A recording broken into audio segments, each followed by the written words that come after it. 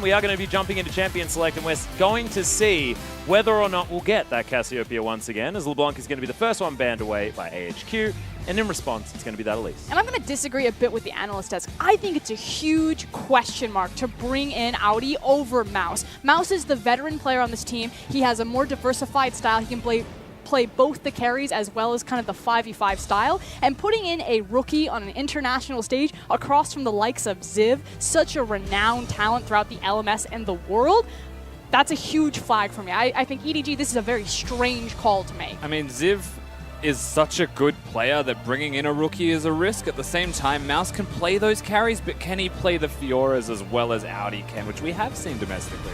Well, we'll see whether he is going to be able to get something like that Fiora once again. Of course, they did make a comp around it last time, and it flat out didn't work. It didn't work so much, we had our most one-sided game of the tournament. So this could be a difficult one, as Albus is looking to get priority here with the Thresh pickup. As you can see, the bans have completed. Kalista once again banned on that blue side, and the Zac as well. And Caitlyn, Galio, Elise is going to round it out for Edward Gaming. So now it's the question of what does Mako feel comfortable taking to the Thresh? There's still a high priority supports like the Rakons, like the standard I want the ROMs. Annie Frostgrin. That's what I want. I was actually thinking, now this sounds interesting, the Zyra. Now Zyra is very fragile. I'm going to call it almost like a skill-based matchup. You never have to sell me on Zyra. It's hard to play Thresh into Zyra just because she can block out a lot of the plants, but if she ever does catch you, you're pretty much absolutely dead. Well, this would be exciting if the Katarina was being considered. Gragas and the Varus to be locked in here for EDG. Clearlove looking like he will be picking up that Gragas for the jungle. Definitely an old comfort pick for him. And what it does dissuade is it also moves Mountain away from the likes of the Rek'Sai. You know, you can see him already trying to solidify towards the Lee Sin. We know that in the LPL they like to take Gragas into Rek'Sai because it interrupts some of her interactions that she wants to prepare in team fights. Yeah, certainly, of course. Once you're looking towards AHQ, they've got their Thresh. They can pick any AD in the world, so they don't need to rotate it this early. Of course, there is the exposure with the Varus locked, Kalista, Caitlyn banned, that the second ban phase would be risky for them. And if they do lock in their mid laner here, which again expected is Talia versus Corki, because that just seems to be the matchup, it does leave that as a potential ban list. I think it's very interesting, though, that they're prioritizing the Talia over the Corki. For me, we talked about this over the course of the tournament. I feel like he's almost must-ban, must-pick. He just spikes on every single item. He has the ability to be a playmaker in both those side lanes, and then is hyper-scaling, whereas Talia is more of that utility late game. Well, also, Westor's now going to be trying his hand on the Talia when it was Chowie picking it up in their first game. Not quite able to find success, but it was difficult opposition for AHQ their first outing. And okay, Scout is just going to opt in for the counter matchup. Well, somewhat counter matchup. Of course, Talia has been picked into Corki, but it's not necessarily I'm going to win. It's just we can both clear minion waves.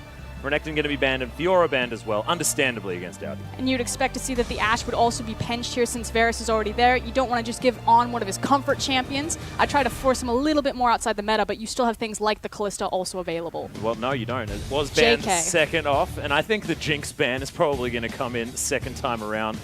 No, it's going to be the Jax. Nope, they're actually hard focusing that top lane. And the question for me here is, what can Audi play? You've got your Renekton, Jax, Fiora, Camille, all banned away. Does he default to a Kled, which like you're better off just having Mouse in that case, right? Is it just the J4? Because it's this nice middle ground between carry and tankiness? Because I feel like those champions are the only direction that he can go now. And Ziv, of course, has the opportunity of heading towards something like the Gnar that we've been talking about a lot. Haven't seen it yet in this best of 5 series. Could be an opportunity. Ziv, of course, playing it in the past. Powerhouse top laner for a very long time, but Kled is another one that is still available. Yep. Saw it in the last game. Didn't necessarily find success for OMG, but they're going to try his hand at it. And already both compositions have so many different layers of kind of CC and how they want to set up team fights in these 5v5s, manipulating terrain like the Talia wall, being able to run people down with the Kled charger, isolating targets with Varus ultimate with Gragas ult. So there's so many options for both AHQ and EDG. And of course, now it's going to be not about that split push necessarily. Both Jarvan and Kled, you know, Kled fantastic initiation with the charge, as well as Jarvan being able to annoy people with that big cataclysm. So we are going to be seeing more 5v5 focus, not necessarily these Fioras or Jaxes. And I will say, I'm a bit surprised to see On go towards the Xayah. I know that she's been coming back as kind of the big pick for this tournament, but I just feel like there's so many different tools and threats on the side of EDG for a mid-range AD carry, the Gragas cast in particular. Yeah, one step further as well, though. Mako with the last pick, picking support last as well. And not going They Braum. don't go Braum. They go for the Tahm Kench, which is a pick away from the Thresh to deny the Thresh pick. At the same time, if you went Braum, you'd be denying Xayah. So there was a very clear focus here from the side of EDG as to what they'd like to best. And what it does open up for them is it allows them to play kind of those side lanes. Again, if you have Corki who's flying out using his mobility on the package, now you can follow that up with the Abyssal Voyage. We always say that EDG are strongest when they unlock Mako, get him around the map, and that could have been one of the deciding factors. Braum, yeah, you'd get a bit more security denying Xayah in the lane, but Tahm Kench, after level 6, allows you to impact more of the map. Well, of course, we'll see whether he's going to be able to get anything done as we hop onto the Rift. But Tahm Kench has seen a lot of priority, maybe not as much success as we have seen him in other regions. But the Thresh coming out of Albus scares me because LMS with Thresh is such a frightening prospect this tournament because setting up picks in the mid game is just what this region is all about. And we've already seen, you know, how important this matchup is. If AHQ win this, it keeps the LMS alive towards Game 5. So you could think, looking past this, it's RNG versus Machi. You would say that unless Machi find another miracle, that should go to the LPL. So this is probably the most important matchup of this entire best of 5. Certainly is. Yeah, but Scout does have that Corki. Massive power pick there in the mid lane. He sat behind Pawn for so long. We know Pawn is the ultimate god of the old Corki. Seen it banned away from him in this tournament as well. I say ultimate god, it's Pawn. This guy plays all sorts of crazy, but he's the melee Corki master, and I'd like to see some aggression out of Scout to take over the lane. Melee Corki master. I mean, unfortunately for Scout, he plays melee Corki. One of a kind. Sit in the shadow of Faker and then Pawn. I feel like the LPL probably should be talking about Faker first. Maybe. I'll leave that to you. Hey, look, a lot of players have sat in the shadow of Faker, and some of them have not necessarily got the success that Scout has. Alluding to the old Easy Hoon. Unfortunate. We are under Summoner's Rift here. Zet is just pacing up and down the river. No funny business to start things off. No blitzcranks in this particular game. We'll see who's going to be able to make the good first move. Not to be seen, of course. You'd still start with this jungle position if you're looking at Mountain. What can he get done? Which lane does he want to get the ganks off? Thresh is a very easy lane for him to gank if he would like. Xayah as well, very nice compounding duo if EDG's coming at them. And the reason that I bring this up as well is you get the vision. You almost want Clearlove to come to the 2v2 so that you can counter it. And that's an easy assumption to make. You're against EDG, like Papa was staying on the desk. Edward Gaming really haven't changed their dynamic that much. It's still about the bottom lane. It doesn't matter that it's not Def there, that it's Zet trying to fill in those shoes. And over the course of this tournament, we saw the very early Cheese Evelyn gank. I almost expect to see the same thing on the Gragas, but we'll keep our eyes on these jungle starts. You know, weirdly enough, though, Clearlove, now that he's added the 7 to his name, has diversified at least here and there and has actually looked towards the top lane, but only really when Mouse is playing. When Outy's here, he almost has to go top just because of the state of the laning in a 1v1 type of scenario, not going for him. Is it going to be different now that it's a Jarvan towards the top side of the map, though? Because Outy's not necessarily on these scaling champions. His early game should be a little bit more short up.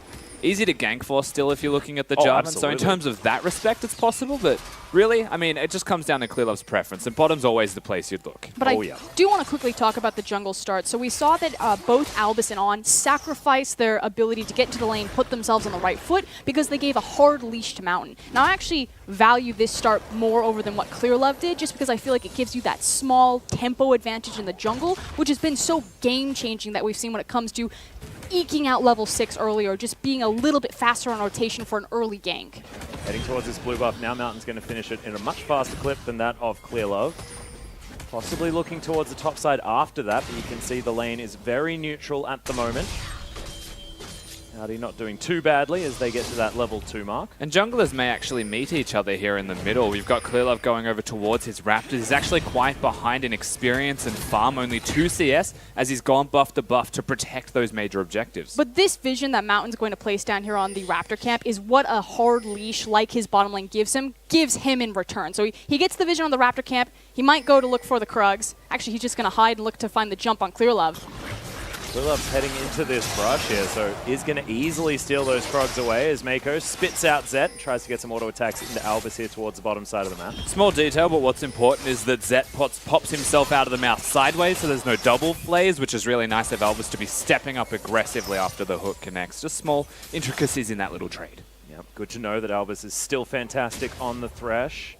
Clearlove pops over and wonders where his Krugs went. There's one making his way back home, but that is not what he wants. And you can see why there's no help going to come to him. Ziv has the push on Audi. He's stuck under the turret, and Scout, he's in an equal 1v1. Now has to show some respect, perhaps. Yeah, looking like a 1v2 Nope. at the moment, but Mountain's passing through. There it is. And this is a defining feature of Scout, just the pathing right there. He knows that the flick's going to come from behind. He himself, a very accomplished Taliyah player, and he's taken after, you know, the fathers before him, the pawns and the fakers. He'll step forward. He's never going to back down from a trade.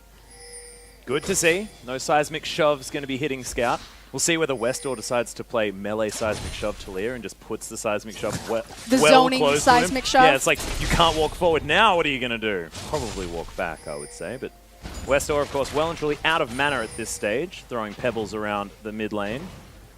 And you've highlighted the level 6 spikes that can come out of these teams earlier, Frostgren, but ultimately I'd still be looking towards EDG as having the better spike through their bottom lane. Not just for Mako being able to roam, but for the Varus having engage. Because then the follow-up, when you've got a Jarvan who can teleport Clearlove to be nearby, usually it'll coincide with Scout having a package at that time of the game. It's a really good opportunity for them to actually look at expanding the map, growing a lead from nothing, because they've got a Mountain Drake up. Which is why they need to secure this pathway here. We call this the Silk Road in the LPL. It's about making sure that you have vision control over the Raptor camp and opening up this pathway behind the Dragon Pit so you can get the Corki and the Gragas down there. Speaking of the Corki, Scout's actually taking a lot of damage here against Westall, who's been able to hold his mana bar at extraordinarily low for most of this lane phase and still get the damage down to Scout that he needs to. It's because he's harassing Scout explicitly, so he'll keep up the mana from the last hitting with the Doran's Ring, but at the same time, if you're using your E and your Q, you'd run out of mana very quickly through these trades, where Corki can auto-attack to best you.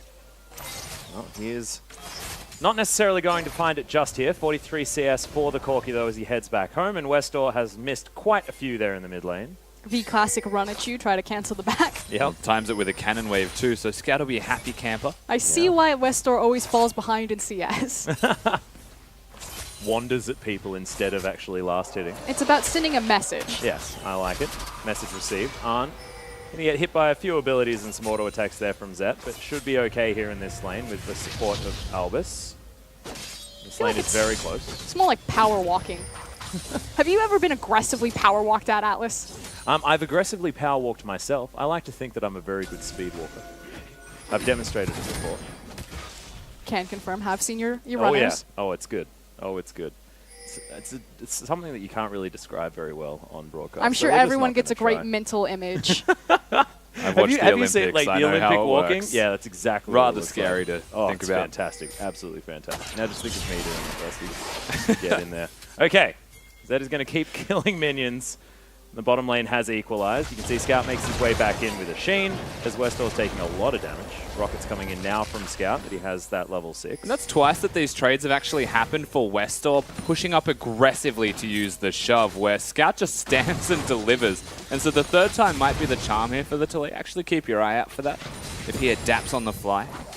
And then we'll start winning these trades. At the very least, he is controlling the minion waves and trying to prevent Scout from getting anywhere. In 1 minute, though, there is a package.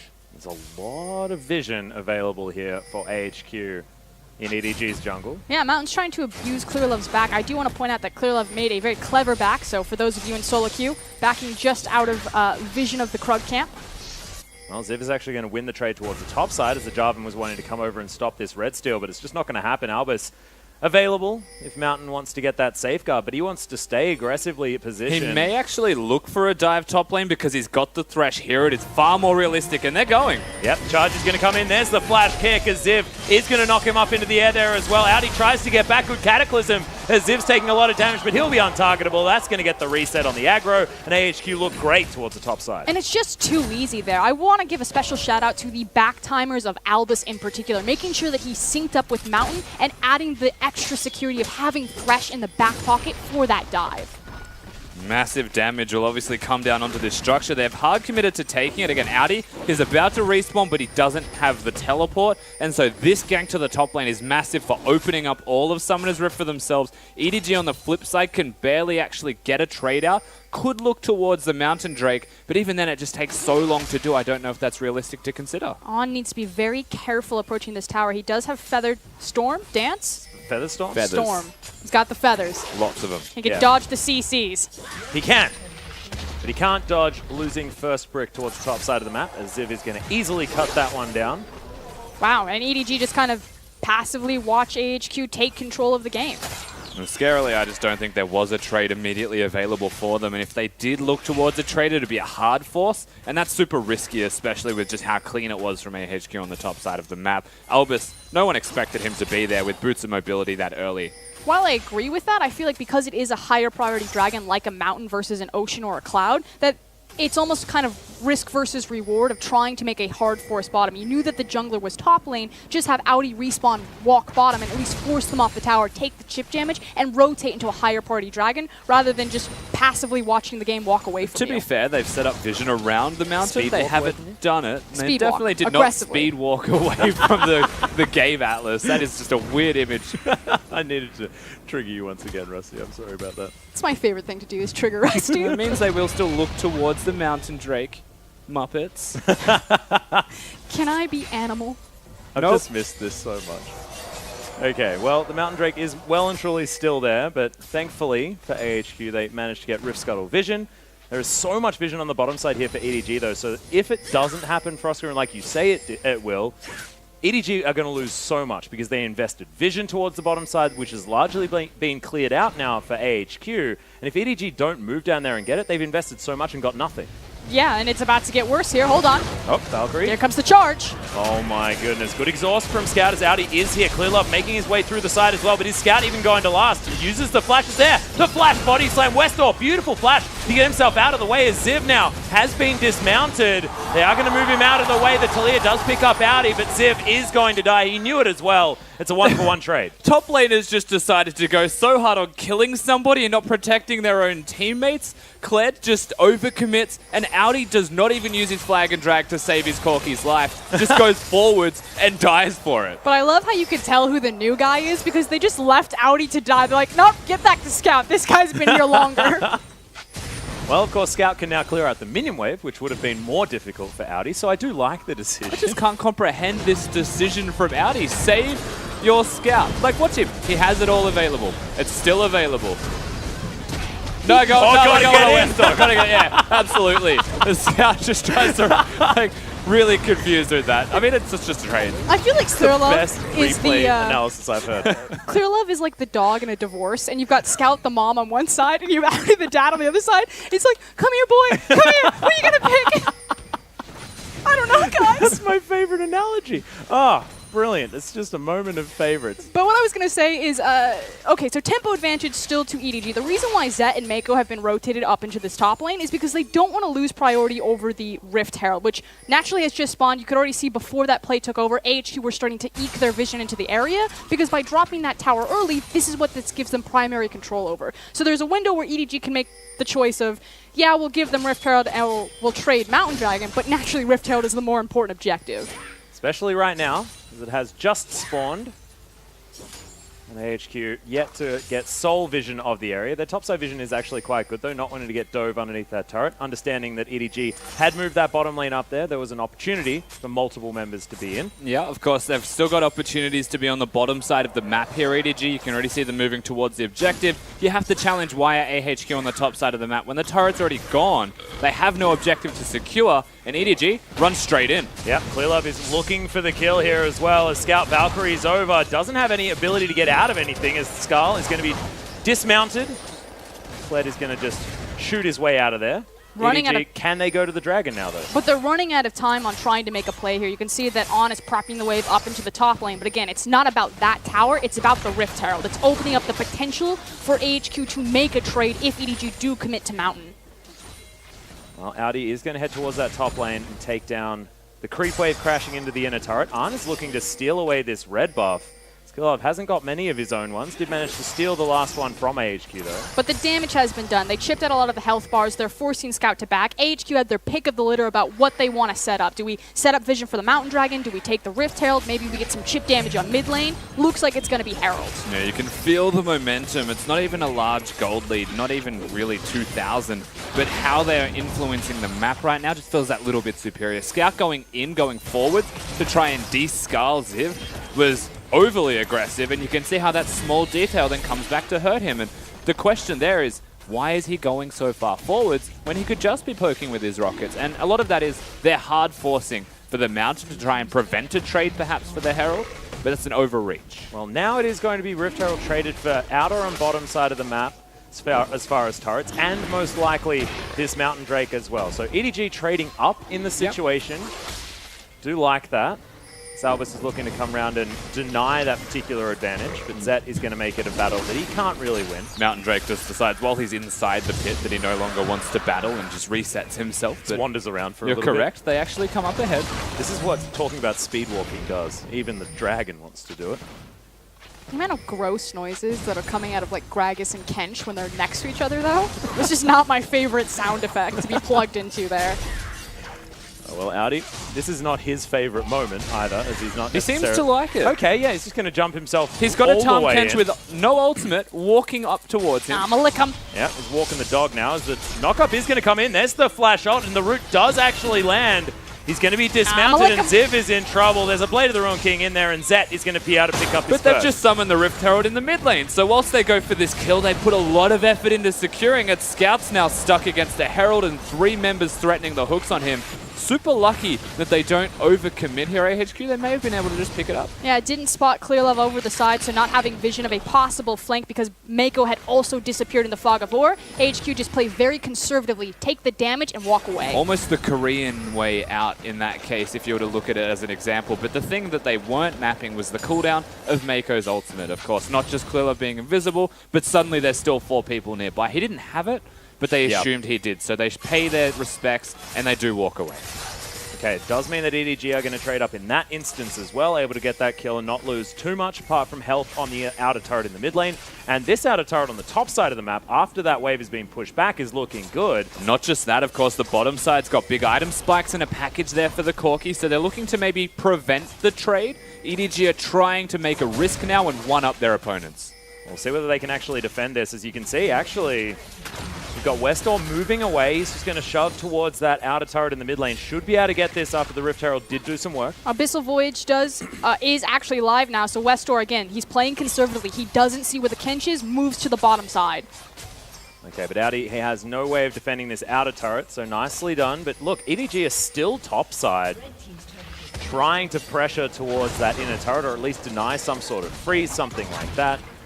Yeah, in these elongated tower trades, I agree with you. It was EDG actually kind of getting the better of a situation simply because AHQ didn't have the vision to make a confident play and really commit with how many resources they had spread over the map. You know, if they could see where Kench was, maybe Westor would step up, contest that mid tower. Okay, Scout has to use his Valkyrie to get out of the way. Thankfully, it's just enough to avoid the threaded volley. Yeah, interestingly enough, Westor hard commits to that trade, trying to bully him and push him away from the turret. It feels like they're just matching the health trade, and that's still an advantage for AHQ. Ghost was used, though, as well. They're trying to push Scout away as he is the wave clear. It's like when you're versing the Victor. If you can chunk him, prevent him from clearing the wave, then you have a higher chance of actually taking it. Yeah, thankfully Clear Love is going to turn up there as well, and at this particular point in the game, that Runic Echoes is going to help those barrels clear out minion waves as well. And Scout goes back, and that's a frustrating fight. Just don't like a Brawler's Club. Feels bad. But does have a control ward, so we're feeling better about that one. The first control ward that an LPL team has ever purchased. I think that might be an exaggeration. I don't know. Did you see the games yesterday? Oh, OMG yeah, didn't. No one look at the mini-map. Yeah. Oh, wait, is that because there's a control ward? EDG had learnt even prior to us noticing. Absolutely fantastic. Okay, Zet is going to set himself up. Piercing arrows there, not necessarily clearing out waves like they used to when the builder changed, but now it goes out. He good that feels knock bad. up. Yep. Okay, Mountain not going to have his flash anymore, and that is depressing. However, Almost you know, worth a feels shot. like the WE game where Mountain just suddenly appears in the side wave, and look at the time that you get on mid lane instead Gobble during up. this. Okay, Scout's going to get himself out. They are going to defend this turret. Nicely done. Yeah, I don't know whether it's quite the same as the prior game, because the Lee Sin this time feels slightly better. Are you a Jaco or are you a Karsa, Lee Sin? Well, that's Fan? the WE. What? Oh, yes, that's true. Sorry, yeah, you did. I was talking about the Lee Sin prior. It's not great. He didn't have his best performance thus far.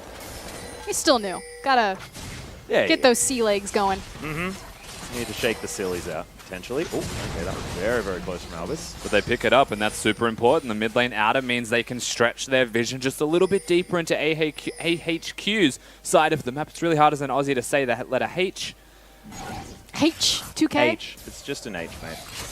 Just doesn't have a H sound, even if it does make a H noise. But we had another situation where you could see that Ziv was kind of sitting down in the bottom river on AHQ vision, looking for the possible flank. But again, you know, the Taliyah wall wasn't available. They didn't feel like they had all of their ducks in a row, so they just conservatively let the play pass them by. There's a lot of pings going down They're right very now. on the way. Yeah, in goes Mako and Zet. Unfortunately, there's a seismic shove that works out very well for Westor as Clearlove just body slams his way into the gullet of Mako and will be absolutely fine. But Arn, he's actually looking to go Flair's aggressive. ulted as In well. goes the charge. As now Scout, he's there to back them up. 4 versus 5 is Here what comes it's looking Audi. like as the teleport is going to come in. This is going to be the full-on team fight as that AoE damage is EDG massive committed. out of EDG. Ziv gets himself over the wall and Mako just being a body in front of this fight and no one is going to be taken down. That was close, but looked good for both teams. And that is such a dangerous fight because we are 25 seconds out from a Baron spawning. So both teams smartly figure out that, okay, this is not the time to throw the game and disengage. And the scary thing there is EDG didn't even have their top laner, and people were starting to get chunked super low. Corky's got his power spikes from that Trinity Force. He's hit his level 11, so the breakpoints are there. Zet is doing damage, and Mako's tank enough to be able to sustain through a fair chunk of what was thrown at them, and that's where EDG can almost get themselves that team fight, but they don't. They're still looking towards the Mountain Drake as the primary focus. I think it's kind of interesting that they've decided to choose these lane assignments. With Baron spawning, yes, the Mountain will be going live on its timer soon, but you'd think that it would be Corky bottom and Jarvan top lane. Not necessarily how it's being set up at the moment. I With the think Mountain that- Drake there, maybe that's going to be the priority. I think they figured it out. We made an oopsie. There he goes. This isn't a teleport Corki I have this time. expectations of a lot of them just showing up at the Mountain Drake. They'll take the 5v5 for this, I believe, with their item spikes and the timing in the game for EDG. AHQ, they can either force the Baron, they can go to the other side of the map and trade. Right now they're forcing mid, but fighting a package Corki, you might just be waiting it out. Yeah, and he does have his BF sword just completed now as well, looking for his Infinity Edge. We'll see whether he turns that Brawler's Glove into a Zeal. Zeal? Why? How the heck did I forget I don't know the where name you're going. of a Zeal? That's ridiculous. Seems like Scout doesn't quite know where he's going either, as Weaver's Wall is going to block EDG off from this Mountain Drake. But they could still hit it. Yeah. Okay, Mountain's going to get his way in. This should be able to steal that one away, and it is going to be Mountain grabbing it, but has he sacrificed himself? He certainly has. Is it worth it? The package comes down for Scout and has closed the gap onto Ziv. In goes Mako, just wanting to get this fight as Albus might be the sacrificial lamb. He's so hungry as his catfish and gobbles up the Thresh. That is going to be the second kill of the fight. Flashes coming out everywhere. A party cask from Clearlove to celebrate the 2-for-0 trade. And do not be fooled. It was by no accident that Clearlove didn't try to contest Smite that. He went for the jungle kill. He still has Smite. Their jungler is dead, and they're moving towards Baron. Yep, that classic 21-minute LPL Baron. As soon as this purple worm spawns, it is under threat as Westor is going to set himself up. Doesn't have the Weaver's Wall or anything like that to block Really in risky EDG. from Westor here. Okay, he's gone very deep. As the Pebbles are down, Scout takes a lot of damage. That is going to mean that the Baron goes over to EDG. Slam dunk, as it's going to be the Varus that picks up the kill on the Taliyah. And AHQ get one back, but there's still 4 Barons. And Westor surprisingly did a lot of work there because the Baron just got a 4-man stun onto the side. They're all sitting behind the pit. Of course, we get to see the Drake fight again. And he kind of looks towards it as the belly bop smite. You can't really beat the Lee Sin in that relative trade unless you body slam to interrupt it, but he was a little bit too late. So yes, they kill Mountain, they immediately go forwards, and a lot of this is actually still on Mako. The awareness to ult into cover distance needs to be behind them, or they won't get a pick. Their crowd control barely exists in that situation was very clever. Yep. And the Hungry Time Kench looks so adorable as well. So that was a joy. Albus not necessarily as excited. I always love what you bring to a cast, Atlas. Just go the extra mile. What? It was adorable. Don't you be facetious at me, Frosker. I would never. She says facetiously. Okay, Scout moving down towards the bottom side of the map, wanting to influence with his Baron buff himself. With a lot of items coming out of him. Is closer to a mixed bucket, hasn't committed to his second item. Did But pick up the Zeal, if I remember. he does definitely have the Sheen Zeal. Shield.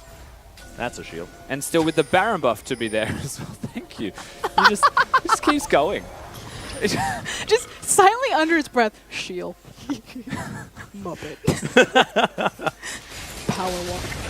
Whoa, we didn't need to go back there. I definitely adventured back towards the power dead. walk a little bit too much. Thanks, But yes, Rusty. Innitar is going to advance fall. it. Brilliant.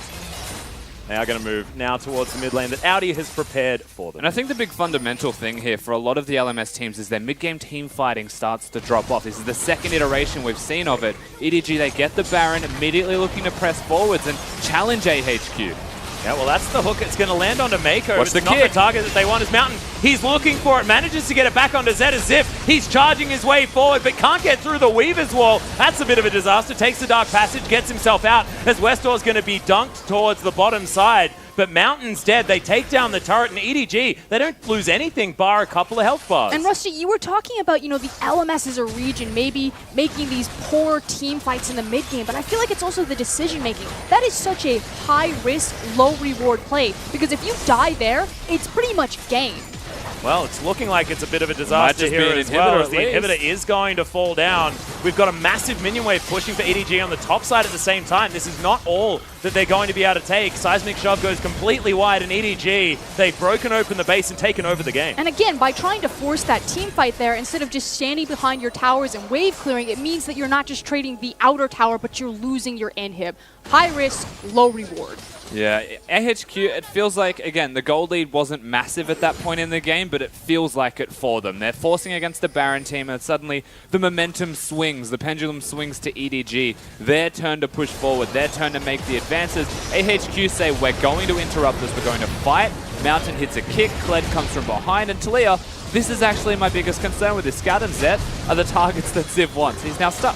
So he has to lantern to safety. And just like that, because of the health bars lacking, the time and summoner spells exhausted by AHQ by trying to engage against the Tahm Kench, which is really difficult to do, then they just brute force their way in. Hold on, though. Yep, now Ziv is in trouble towards the top side of the map. The Skull should be eliminated and Kled soon afterwards as he tries to use the charge. Gets himself out of the way. It's Clearlove's looking for the cast. They want more than just the Kled. Westor's going to be taken down pretty quickly. Now Ziv does get the remount. They do take down Clearlove as Scout. He's over the wall. Mountain misses the Q, but just kicks him in the head, and that's going to be that. Zet's going to be knocked over the wall, but Mountain should be able to take him down. No, Zet's going to pick up the kill. Mako lasts for so long, but Arn is doing so much work. And AHQ, they're going to get 4 for 2. And Xayah just ran through them that team fight, completely untouched. You can see Arn pretty much full health on his health bar. I'm going to bring this back one more time. EDG, you've just taken Kled off of Skull. Maybe just remove Kled from the map before he remounts one more time, because then he's pretty hard to kill again. They overcommit, they overexert themselves. Mako accidentally eats Clearlove. There's still these positive signs coming at EDG, but it's all crested over once again by giving AHQ chances to fight. Massive work coming out of Arn. Yeah. And if you take a fight to Xayah, things can go very, very wrong. And it has meant the BF sword is coming in. Arn is getting to that 3-item spike with the Essence Reaver Infinity Edge Rapid Fire Cannon that we look for these Xayah players. And it's so much harder to break more of the base. We see this again. And like you said, Rusty, it's overcommitting for that top laner and then not finishing the work here. I will say that Scout does a valiant effort as he's going to be taken super low, then go over the side, trying to put out as many rockets as possible. But Mountain's just going to get over the other side and end that Corki's reign of terror. Yeah, at the same time, of course, the Varus does his absolute best, manages to secure Mountain, but look at the minimap. Where's your Jarvan? He walked from bottom lane, I'm pretty sure, just to get here at all, and he was not there in time. Well, Mountain Drake number 2 is going to go over to EDG. Of course, it is number 3 theoretically, but it's their number 2. Going to be able to secure that one. 1.5 minutes before that Baron comes up once again, and the inhibitor still dead in the mid lane for AHQ. EDG looking to get themselves into a position to make a pick, but they have walked over Vision, and AHQ are not buying it. Have 1:20 to try to push down this bottom inhib and make that Baron all the more free. They just rammed their heads in. Yeah, Scout's actually going to launch Speaking himself of ramming, over the wall. Okay, that was aggressive. That was more of an icon play than a Scout play. I thought we were in the last game. Of course, he a has no second mid there. inhibitor, to be fair, so he's able to work through that side of the map. It is definitely risky, I'll give you that. But what's more risky is just going straight in and taking it without him even nearby in the first place. Just cover up the nameplate and just think of it as pawn. Okay, I like it. Yep. Oh no. Goes the ultimate. Okay, Ziv is going to be knocked back. Not off Skull just yet as Westor's made his way over to the side. Doesn't find the shove as EDG are all going to get flayed back. This is the killing AHQ. field now as Ziv gets dismounted. He's not going to die though as the kickback does come in. Clearlove going down very low. Scout as well, but he Valkyries out. And somehow they're able to live. Mako, the Grey Health still available, and EDG just wander out. They're going to casually back and maybe look for a Baron. That was so dangerous, though. Again, right before Baron spawns, EDG barely scrape out of that team fight. It was actually because Mountain at the very beginning didn't connect with his Q. So the Lee Sin flank, while the rest of AHQ wanted to engage, was on cooldown, waiting for the full duration before they could finally go. And you'd be counting your blessings if you're EDG after that. There was no way they should have came out of there with their lives. But because they survive, AHQ have spent so long defending bottom lane, the vision isn't properly set up at the Baron. They're just going to teleport as shallow as they can get. EDG still have reasonable amounts of control. They did actually hit the Baron there. Yeah, that's actually going to be cancelled. So Ziv, a little bit too worried about that Baron being started far earlier than it possibly could have, to be honest. Scout's going to go back, finishes off his Infinity Edge, and I was actually going to bring that up because he had all of the components, and if they want to commit to a fight, he needs that third item spike. But it's the decision-making, like trying to overcommit or overreach bottom when you have the ability to buy eye edge, but you don't do it 20 seconds before a Baron spawns. We talked about high risk, low reward for AHQ. EDG, what the hell? Oh my god. Everything's so close here. These thresh hooks not far off hitting every single time. But they're playing like it's not. They're playing like, we can take all of these risks. It's totally fine. Both teams are doing it, so it's just about who actually dies first, really. We're like parents at a playground, aren't we? It's like, no, don't go on the swing. It's dangerous. It's dangerous. Stop doing that. I'm just watching some child Let's on the forward. They're having a great time as there's going to be the route onto Mountain. He can't get himself in there. Lands the Q, but it's on to Clearlove.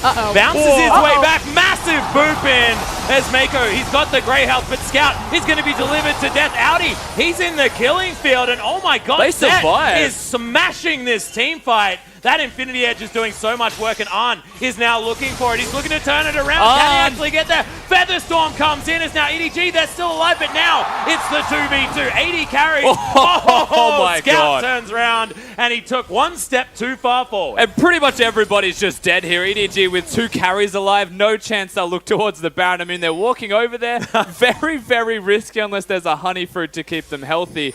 And that fight, if we get a replay, just keep your eyes peeled on what Mako did. He put in so much work. Yeah, and EDG here, they're just going to make sure that they secure the Scuttle Crab, clear out any sort of division. There was a pink ward on the Baron itself, so reset the map.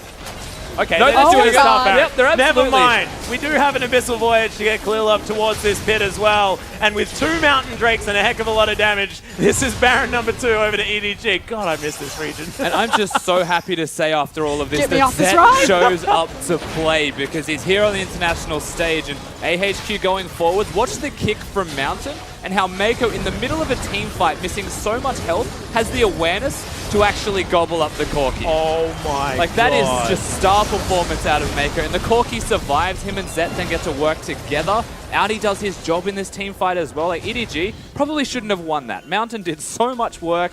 Arn goes berserk, and they still come up pretty equal. What an interception. Yeah. Absolutely intercepted. Just fantastic. And the mechanical skill has never been something that we've doubted from either of these regions, but going for these sort of fights is so dangerous, like you were talking about. They go for it and they put it all in there. Baron now on EDG. They managed to get all of the respawns, I believe, as well. So are going to have 5 Barons now moving towards the base of AHQ. The mid lane, of course, a definite option, but AHQ can push that one out and try and get themselves into a position where they can contest this Baron buff team. You know, I often think about like the difference between the LCK and the LPL. And I feel like, have you ever watched women's lacrosse?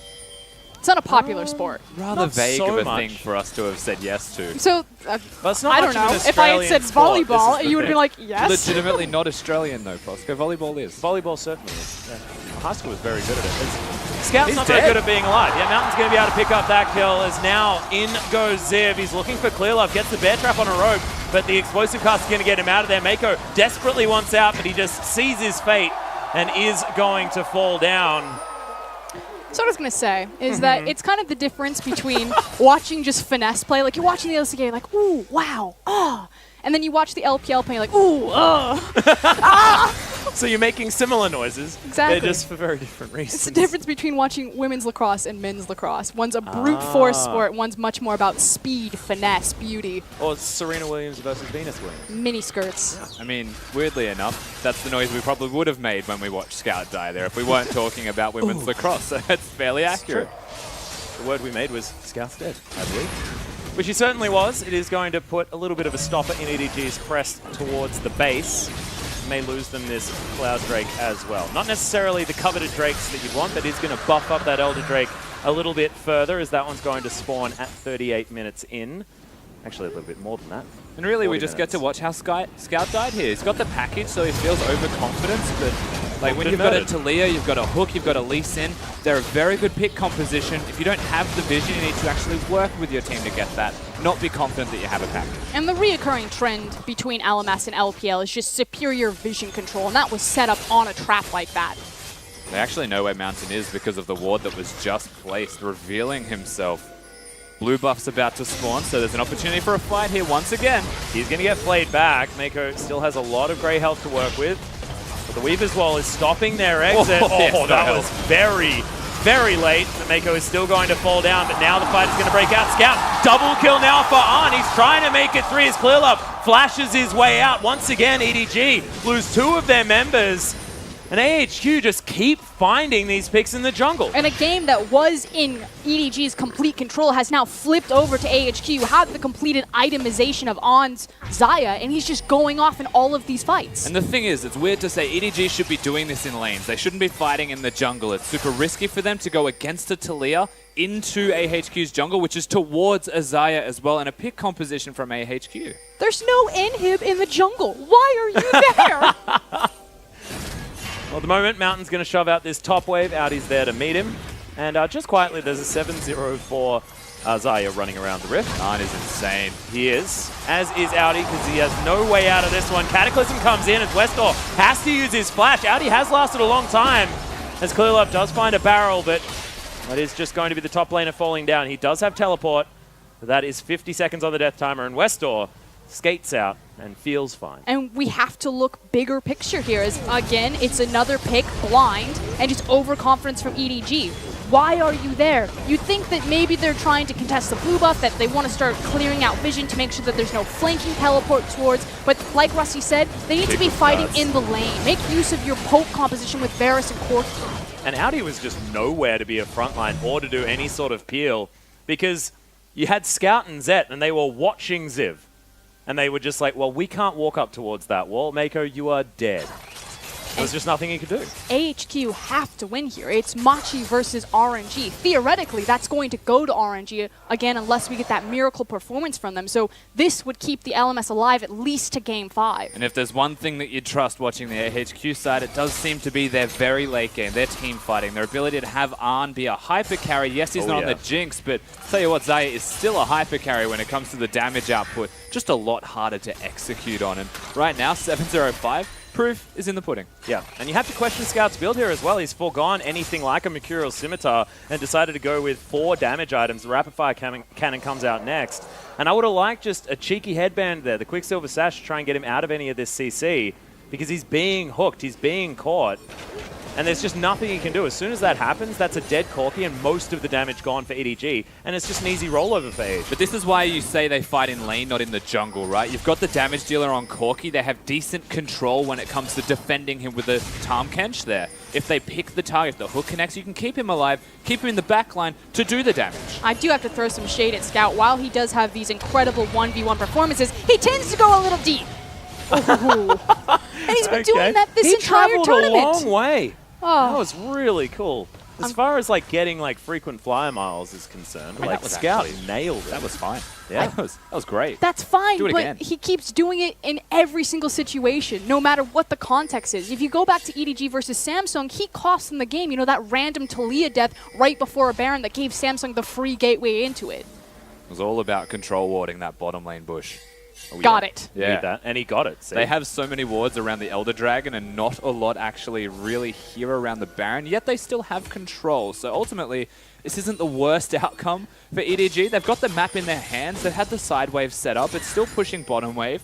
things that could be a lot worse for them. It's just the team fighting where everything's going awry. And AHQ, honestly, in those team fights, though, getting the picks, starting to go berserk. On is by himself. Audi's going to jump his way in as Ziv's taking a fair bit of damage. Mountain looking for his way out the back. And Oh yes, my God, Zaya isn't quite there. Oh my God. He's being booped everywhere. Audi should be able to flag and drag his way out, but he doesn't have the cooldown. He's nommed by Mako and then flashed over the wall. Mako is, yeah, you're right, Rusty, having the game of his life. Cled's about to get set, though. Yep, the slow comes in, but Ziv still can't quite make it happen. He's going to be dismounted as Clearlove gets his way out as well. This disengage is going well. That dodge of both of the skill shots is god tier, and I'm watching Frosker and have a heart attack next to me as EDG barely make it out. Why are we doing this? Please stop.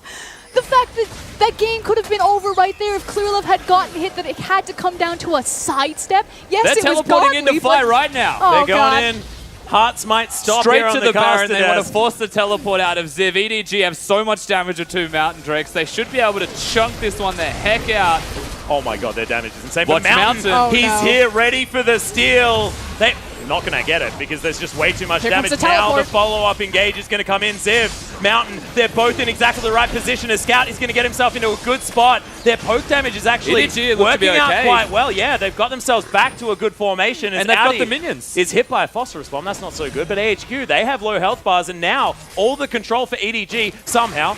Elder Drake is about to turn up, and if they take that, then the team fight looks a heck of a lot better. And AHQ have to respond to the massive creep waves pushing into their base. So yes, it's going to be a free Baron and a free Elder for EDG. Control them back in the driver's seat. This is such a heart attack of a game, but EDG are just somehow making it look, and they're playing as if, yeah, we've got total control, it's totally okay, guys, but it's not. It feels like it is on a knife's edge, but now they've got an Elder Dragon and a Baron. But to put it simply as well, they're just losing the team fights. And this is the first time EDG have hard committed to the objective, the big objectives in the river, and they back away from the team fight and choose not to actually take it, which is very much commendable. It gives them the Elder. And you know, Stake brought up this idea of kind of tactical performance versus individual skill, the ability to actually press your buttons versus when to press them. And it feels like EDG are actually failing on both fronts right now. You know, picking bad fights and then executing on them poorly that put them in this situation where, frankly, this game should have been over a long time ago. On should not have been allowed to get to this point with how much of an early lead they had. I don't think they're picking bad fights. It's Fighting just in how the jungle it's- blind? It's how they're setting up to the fights, Frosker and I'm talking there.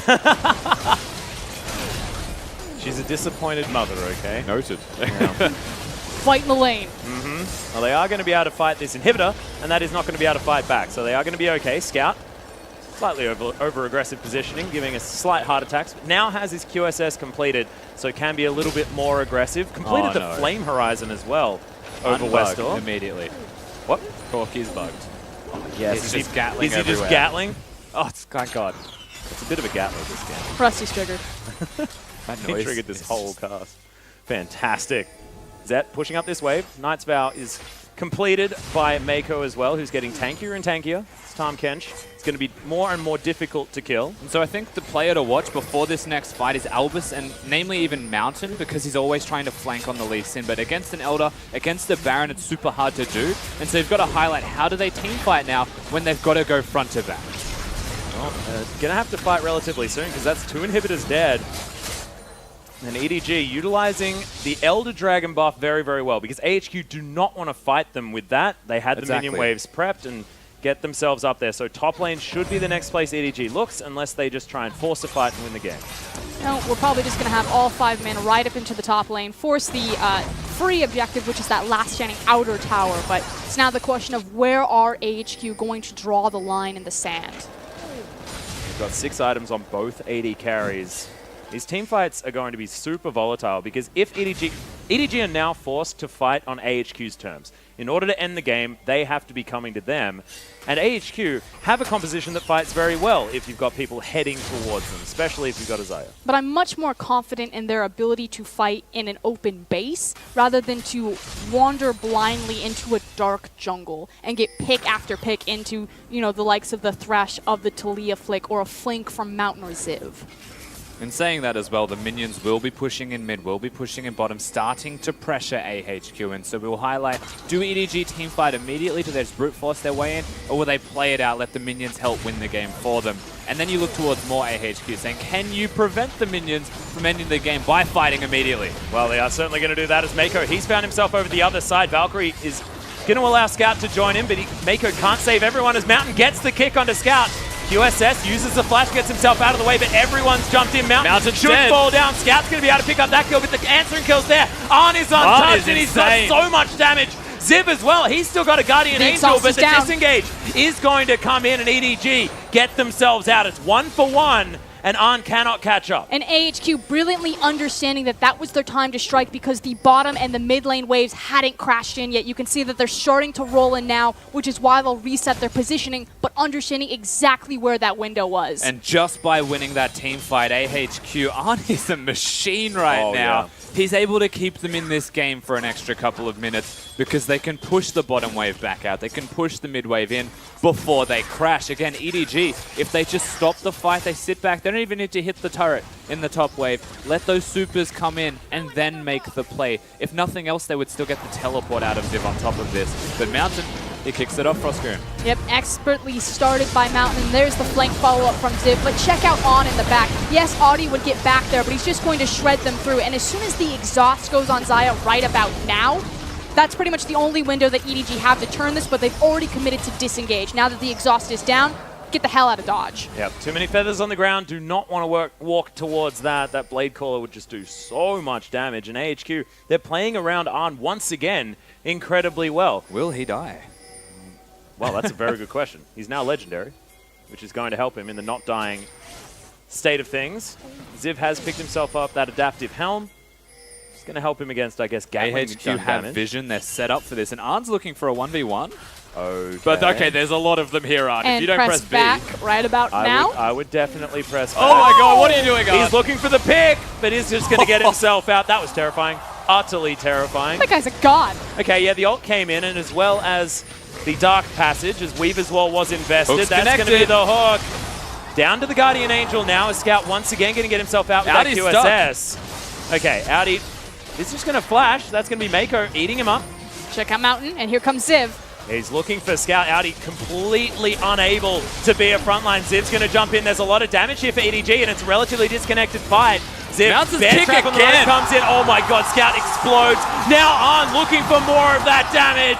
The flick back comes in onto Clearlove. Double kill as Mako. He's going to fall down, and now Zet and Clearlove to defend their base. But AHQ have to do the same. Their backs need to come out, and we're going to get a full reset. So we basically get nothing for this fight for AHQ other than 20 seconds on Baron. Respawning. One of the Nexus turrets may go down. 40 seconds on 3 members of EDG. AHQ may have enough time now to just waltz over to the Baron, but Clearlove is alive. It's all too risky. It feels like we're back to square one. And let's not take anything away from On. This guy is having a career-defining performance on the Xayah, probably the best one of the tournament. He is single-handedly carrying AHQ into this game, and we're getting close to a 50-50. Yeah, and when Betty has like all of these phenomenal stats in the LMS, and then Arn turns up, it makes Betty look incredible for having that, but AHQ, the AD carries in the LMS region, performing out of their minds so far. Even BB in their game where he picked up the Caitlyn looked fantastic. But on the other side of that coin, as AHQ clean up the Baron, why are EDG choosing to put themselves in a position like that? Wait for the bottom and the mid waves to crash in. Because they see Arn. Like, why is Arn here? No one knows. But you know what? He gets a lantern, so Arn's all good. And suddenly the body slam's gone, the Jarvan flag drag's gone, and they're able to actually fight it. But still, look at the waves. Why be that far forward? They could have disengaged at so many different opportunities like this, but they just don't know. Are we committing? Are we disengaging? What are we doing? And at this stage, you actually let Audi go. You don't come back in and save him. As an end result of this, it gives the opportunity for the Kled charge to come in. They continue for the follow-up, and by saving him, you know what? It's okay, but then the fight actually breaks out, and Arn gets to free hit the entire time, pretty much unimpeded, because Mountain's in the backline with ridiculous kicks. Ziv is a Kled that still has Skull, and they're just able to execute on these team fights far better than EDG, almost compositionally. When going forwards now, that's how scaled they are. Oh, it just looks so, so good. But now it's on AHQ to try and push up these minion waves. They have Inner turret's still yet to fall on the side of EDG, and look, very healthy one, especially in the mid lane, and bottom side of the map. Believe they should have an opportunity, but now Ziv, he's got the damage, Mountain as well. Arn needs to get over here, but look, it just seems to be enough for AHQ as we're 48 minutes in, and these towers do not last long. We're pretty much at the full build state for every champion running around on Summoner's Rift. A couple of control ward slots almost out of necessity for the remaining players, and Westor's the only one that's slightly behind. Hasn't had the best performance in this game. Whilst the shoves have connected, whilst the walls have been hitting, he's still someone that's dying. He's a bit behind on farm. So there's a couple of other things that could be improved from him coming out of this one. But still, you're correct. The walls have been good. He's protecting Arn. Yeah. And for me, it's not just on, but it's also looking at Mountain. I feel like he's on the roller coaster type phase of Lee Sin, where he starts out really relevant in the early game, then he kind of, you're going uphill for a little bit, slows down that mid game. But this late in the game, it just takes one kick, one insect, one pick to decide the entire fate of the series. But what's crazy to me right now is the Baron buff AHQ have just met EDG in the middle, and we are legitimately at the start of this game all over again. Just missing some structures, and you know, we're at 6 items. Yeah, it's pretty much the same thing. Let's go back to the laning phase. We sandboxed a 50-minute team fight. Well, Ziv is just going to keep pushing things out. Westor does have a Baron buff, but Scout clears out that minion wave so quickly. With all the damage on the Varus and the Corki, I mean, these waves do melt, but they do need to be there in position in order to make that happen. You can see, that's there. Clear Love is enough to deter them from pushing this one out, and they're clearing out vision here as well. Big minion wave towards the top side, though, and AHQ can get to. Westor, by being bottom right now, AHQ being all mid, top lane pushing, you're expecting the wall to come through after it clears this bottom wave. May take the turret once he starts to see where the rest of EDG are, but it's less about him taking the objective, more about him moving, because he has map position. Well, EDG are actually just going to sacrifice this one. We'll see whether they actually move towards Eldering. taking the inhibitor. 1 second. Yeah, okay. Bear Trap is on a rope. Valkyrie now on cooldown for Scout. These are the moments where you have a full veteran team like AHQ. We're in a high-pressure situation. They've been here hundreds of times in their career. They know what to do. Westor's just pushing bottom. And EDG, so many rookies across their lineup. This is the moment. Well, Westor is looking to make his way in here as well. Weave as well is going to split up this fight. You've got 3 in the Thunderdome, but both of the carries got a big are flank. in a decent position. Ziv, once again, just playing with positioning. Mountain is getting beaten to death by the Elder Dragon, but gets himself out of that pit. Now it's a split fight. Mountain takes so much damage. In goes Scout, committing to that fight. The flash! Scout's going to lock down the jungler, and now the Elder Dragon should go over to EDG. And I believe by himself, Scout won themselves the Elder Dragon. And we just talked about the veteran status of AHQ. They've been here 100 times. They know what to do, but Mountain makes a fatal error, gets chunked out by Elder, and Scout, the rookie, defining his career really, stepping out of the shadow of Pawn and Faker, cleans it up and takes Elder for EDG. And now they should be able to take down these inhibitors as well. A 4v5 fight at 52 minutes into the game is just so dangerous. And remember, top, bottom, the waves have crashed. They're resetting. They're pushing for EDG. They could do the patient play because they have 2 free inhibitors to take, and you just set yourself up for top lane. There is a long time until Mountain is back. Zet, you do not want that 1v1, I don't think. Azan does a lot of damage. Zet as well. They've actually just killed Westor. Okay, Westor's going to die. That might be game over, actually. They're looking for it. Clear Love can tank this tower for quite some time. It's down to half health. Backdooring. It's fortified as in goes the charge. Ziv jumps onto Mako. The Featherstorm now on cooldown as Zet. He hasn't been taken down. Ziv now just getting free hit by these big carries, and in goes Albus. They know that this could be all over. It's slammed up and on, but he's tearing them up. Double kill comes in. Audie's in trouble, but they finally taken down Zet. It's now his turn to be the hero as Audie's going to flash his way out. Off Skull goes Ziv, and Mountain Zed has to get himself out, and Zed has just saved EDG. And once again, there's 2 inhibitors down. There's a Baron buff, but I still don't know who's going to win. What was that? Zed and Arn just did so much damage in that last team fight, and ultimately Arn, 12-1-7, suffers his first death of the game at 52 minutes. And is the only thing that keeps EDG in it. My blood pressure is Oh my God. out of control right now. On that guy.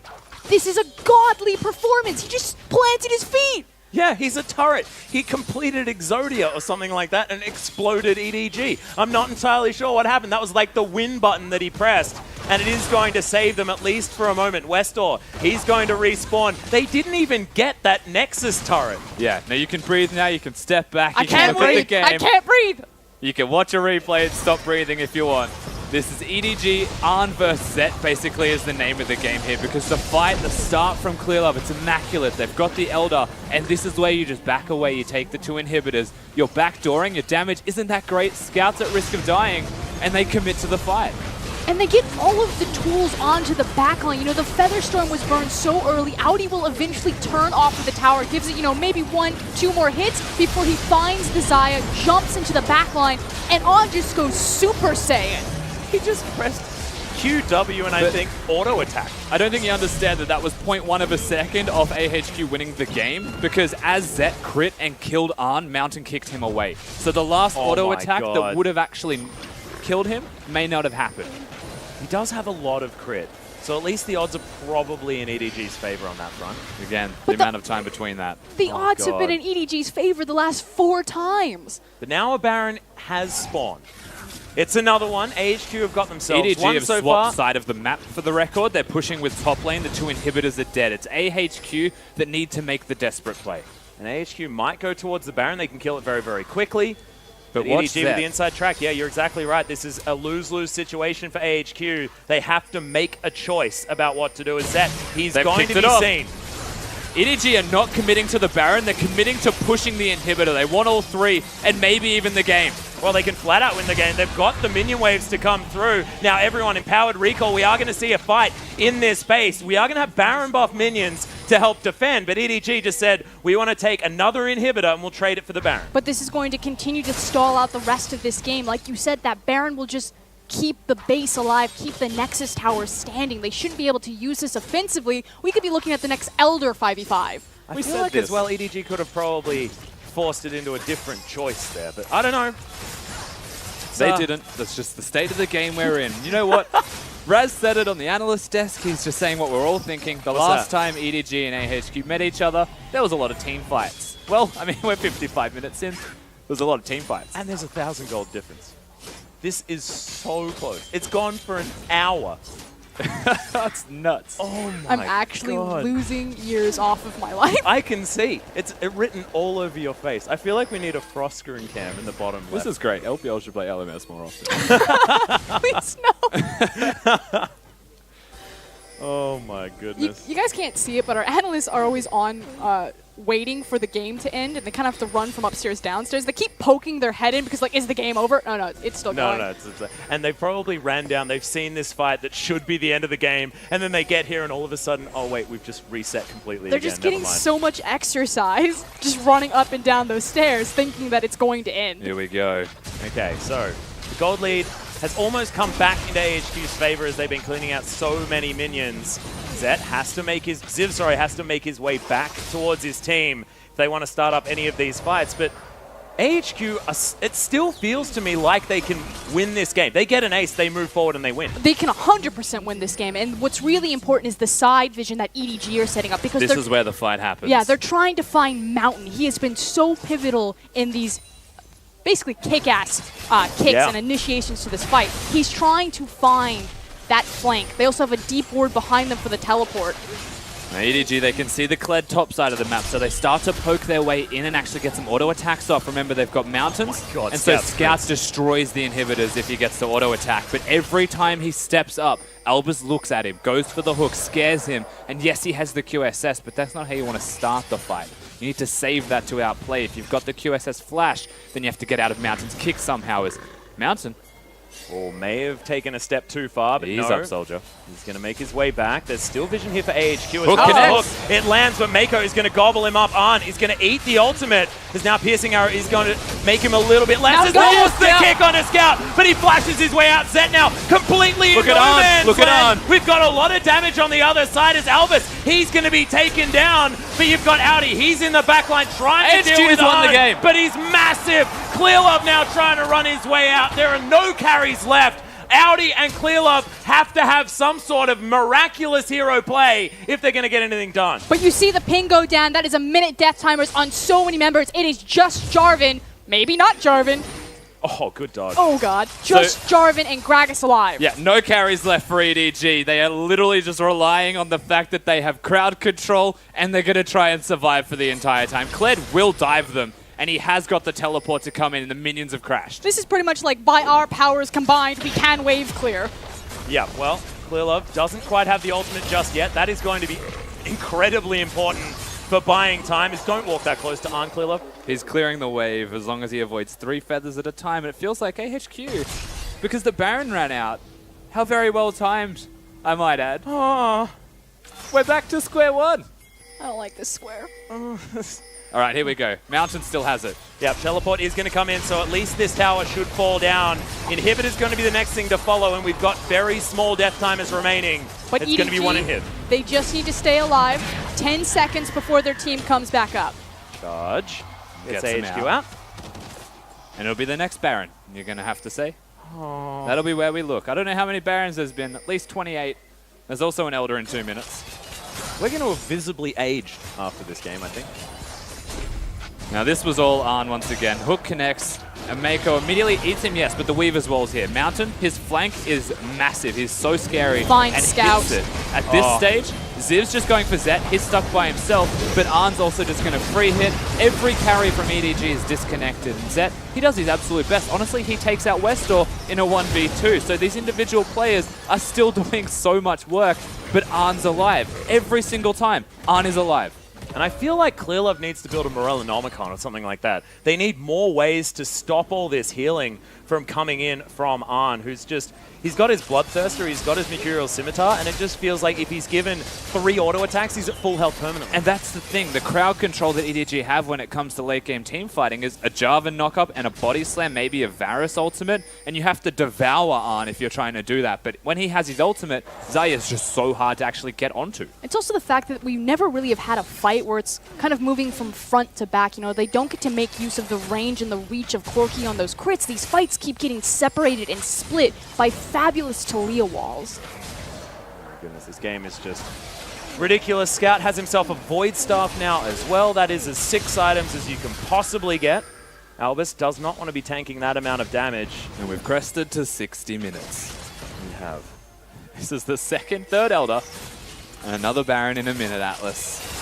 And you can see Westor setting up for a wall, Mountain setting up for a kick. You don't have flashes available at all on the side of AHQ, but the same story is there for EDG, bar Audi, who can get himself out of there. But you do also have Mako on the Tahm Kench, so that's the only extra luxury that EDG are really afforded come this big 5v5 approaching. And of course, they've got the 280 carries compared to just the one of AHQ, but Westor's walls have been immaculate. If he makes a mistake, then perhaps the opportunities are there, as they're looking for Arn. Yeah, Mako jumps his way in, doesn't get hooked.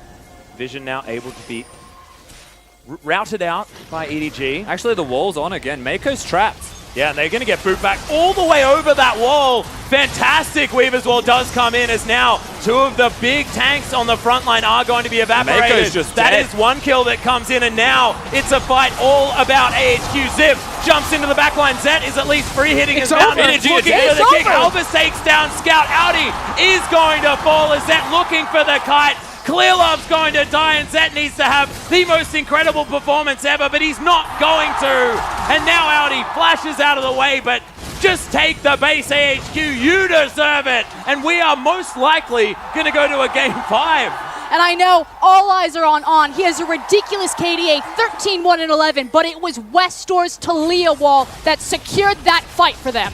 And so many of them have been so pivotal. Mountain, he's been looking for these kicks. He's found them, but Westor, every single fight, the walls have been amazing. He's got the kicks, and now he's got the Nexus. Who cares if he was about 300 CS behind? He hit all of the abilities that he needed to that game. Look at the